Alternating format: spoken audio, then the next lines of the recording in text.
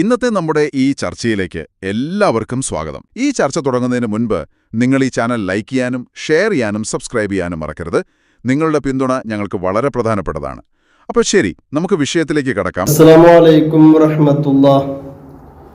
കുറുവട്ടൂരുകൾ ഗ്രൂപ്പിലിടുന്ന എല്ലാ വീഡിയോസുകളും കാണാൻ നിൽക്കാറില്ല. കാരണം അതിൽ കാര്യമായിട്ട് ചിലപ്പോൾ ഒന്നും ഉണ്ടാവില്ല. പ്രത്യേകിച്ച് നമ്മുടെ ഉസ്താദുമാരുടെ പ്രസംഗങ്ങൾ ഇവർ എപ്പോഴും ഗ്രൂപ്പുകളിൽ ഇടാറുണ്ട്. അപ്പം ഇന്ന് ഇവർ ആവർത്തിച്ച് ഗ്രൂപ്പിലിട്ടു. പേരോട് ഉസ്താദിൻ്റെയും സുൽത്താൻ ഉലമയുടെയും ഒരു പ്രസംഗത്തിൻ്റെ ചെറിയ ഭാഗങ്ങൾ ഇട്ടിട്ട് അതിൽ രണ്ടും എതിരാണ് എന്നിങ്ങനെ എഴുതിക്കൊണ്ടേ ഇരിക്കുന്നത് കണ്ടപ്പോൾ ഒന്ന് കേട്ടു നോക്കിയതാണ്. നമുക്ക് സുൽത്താൻ ഉലമയുടെ ആ ഒരു പ്രയോഗം, ആ ഒരു ചെറിയ 25 സെക്കൻഡ് ആകെ അതുള്ളൂ, അതൊന്ന് കേൾക്കാം. എന്നിട്ട് കേട്ടിട്ട് ബാക്കി സംസാരിക്കാം. അല്ലാഹുവിന്റെ റസൂലിന്റെ ആ സിഫത്ത് അല്ലാഹു തആല കൊടുത്തതാണ്. അങ്ങനെ വ്യത്യാസമുണ്ട്. അല്ലാഹുവിൻ്റെത് ആരും കൊടുത്തതല്ല. റസൂലുള്ളാഹിന്റെ സിഫത്ത് അല്ലാഹു തആല കൊടുത്തതാണ്. അല്ലാഹു കൊടുത്തു എന്ന് പറയുമ്പോൾ അതിൽ ശിർക്കും കുഫറും ഒന്നും വരാൻ പോകുന്നില്ല. കേട്ടല്ലോ, അള്ളാഹുവിന്റെ റസൂലിന്റെ മുത്തനബി സല്ലല്ലാഹു അലൈഹി വസല്ലമയുടെ ആ സിഫത്ത് അത് അള്ളാഹു കൊടുത്തതാണ് എന്ന്. ആകെ 25 സെക്കൻഡല്ലേ ഉള്ളു. അപ്പൊ അതിന്റെ മഖബലും മാബാദൊന്നും ഇല്ല, അതിരിക്കട്ടെ. അപ്പൊ ആ 25 സെക്കൻഡിൽ പുസ്തകം പറയുന്നത് ആകെ ഇത്രയാണ്: അത് അള്ളാഹു കൊടുത്തതാണ്. അള്ളാഹു കൊടുത്തതായതുകൊണ്ട് പിന്നെ അതിലെന്തില്ല, ഷിർക്കും കുഫ്റൊന്നും വരില്ലല്ലോ എന്ന് മാത്രമാണ് ഉസ്താദ് പറയുന്നത്. അത് ഞാൻ മനസ്സിലാക്കുന്നത് ബിൽ മുഅ്മിനീന റഊഫുർ റഹീം, അള്ളാഹുവിന് റഊഫ് എന്നുള്ള സിഫത്തുണ്ട്, മുത്തുനബി സല്ലല്ലാഹു അലൈഹി വസല്ലമക്കും റഊഫ് എന്ന സിഫത്ത് ഉണ്ട്. അപ്പൊ ആ രണ്ട് സിഫത്തിനെ കുറിച്ചൊക്കെയാണ് പിന്നെ സുൽത്താൻ ഉലമ അത് പറഞ്ഞത് എന്നാണ് ഞാൻ മനസ്സിലാക്കുന്നത്. ശരിക്കും പറഞ്ഞാൽ ആ ഒരു സിഫത്തുകളെ കുറിച്ചുള്ള ചർച്ചയാണ് അവിടെ നടക്കുന്നത്, ഉസ്താദ് പറഞ്ഞത് എന്നിരിക്കെ അത് ആ 25 സെക്കൻഡ് വെച്ചിട്ട് ഇനി അതിന്റെ താഴെ പറയുന്നുണ്ട് പേരോട് ഉസ്താദിന്റെ പ്രസംഗം. ആ പ്രസംഗത്തിലെ മുഅ്തസിലകളെയാണ് പേരോട് ഉസ്താദ് കൈകാര്യം ചെയ്യുന്നത്, അവരുടെ വിശ്വാസങ്ങളെയും ഒക്കെയാണ് അതിൽ പറയുന്നത്. ഇൻഷാ അല്ലാഹ് അത് ഉസ്താദിന്റെ പ്രസംഗം, പേരോട് ഉസ്താദിന്റെ പ്രസംഗം ഒന്ന് കേൾക്കുക.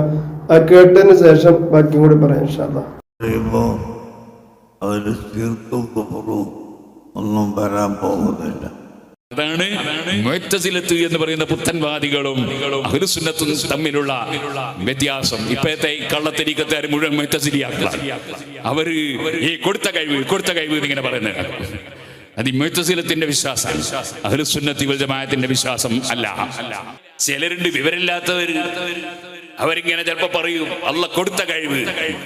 അങ്ങനെ അല്ലാഹ് കൊടുത്ത കഴിവ് എന്നല്ല പറയുന്നത്, കൊടുക്കുന്ന കഴിവ് എന്നാ പറയേണ്ടത്. ഓരോ പ്രവൃത്തിയും നടക്കുമ്പോൾ ആ സമയത്ത് അല്ലാഹു തആല കഴിവ് കൊടുക്കുകയാണ്.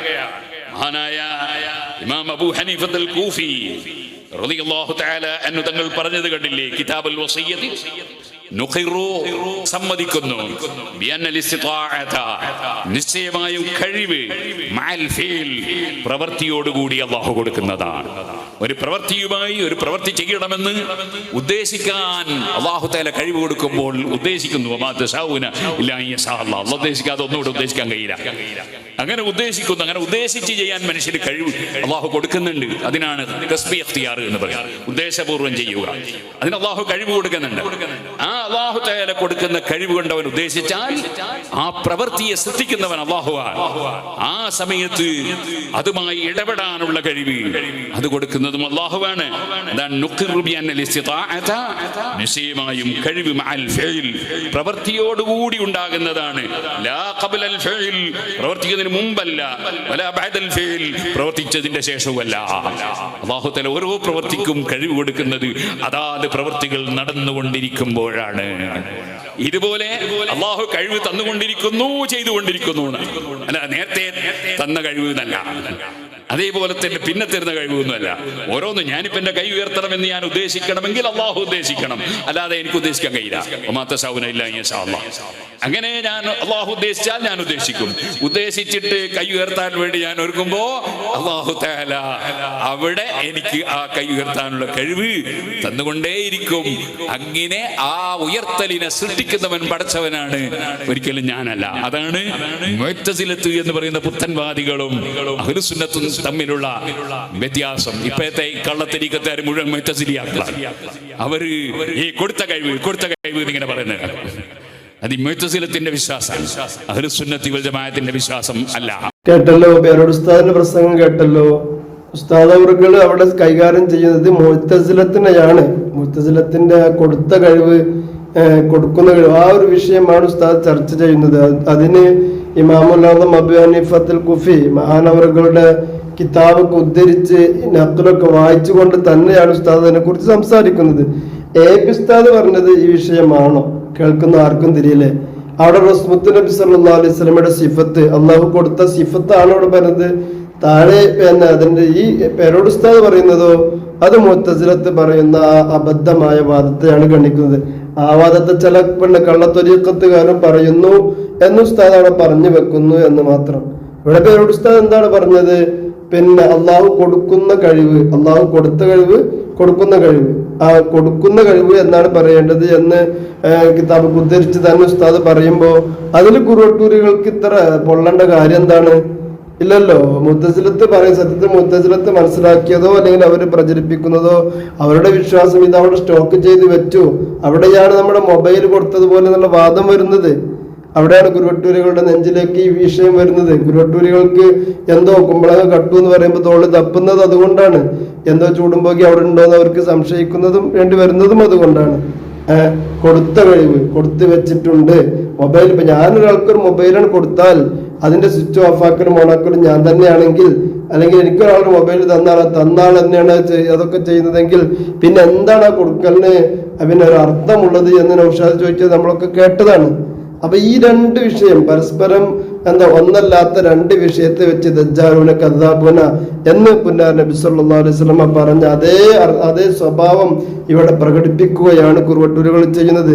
അത് കാണുന്ന ഏതൊരാൾക്കും മനസ്സിലാകും സുൽത്താനുമ പറഞ്ഞത് എന്താണെന്നും പേരോട് ഉസ്താദ് എന്താണ് സമർത്ഥിക്കുന്നത് എന്നും അവിടെ കേൾക്കുന്ന ഏതൊരാൾക്കും മനസ്സിലാകും. ഇനി സപ്പോസ് അവിടെ കൊടുത്തതാണ് എന്ന് തന്നെ വെക്കുക. എന്താണ് സുൽത്താൻ പറഞ്ഞത്? അള്ളാഹു കൊടുത്തതാണ് എന്ന്. അത് കഴിഞ്ഞുപോയി. മുത്തുനബി സല്ലല്ലാഹു അലൈഹി വസല്ലമ ഒക്കെ കഴിഞ്ഞുപോയില്ലേ?